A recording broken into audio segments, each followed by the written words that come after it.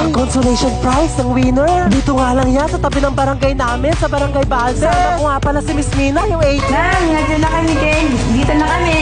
Dito na nga kami, happy na. Meron na kami ano sa inyo. Okay naman nagpila mo. Hello po. Naka-red talaga, lucky color. Ito ano po. Hello po. Good afternoon po. Nagtatagal po pero nakakaintindi rin po Kapampangan. Ang booklet, kaya lang, ang Ano po masasabi niyo po, tita? maraming salamat. Magkano po yung ano niyo? Magkano po yung tayan? 25. Diba? One piece lang po, 25 pesos siya. Edad glory po. Dito po kayo. Siya po yung nagpataya, si ate Yakult Girl. Palakad-lakad lang pero tignan mo may patama siya. Wow. God is good po dito.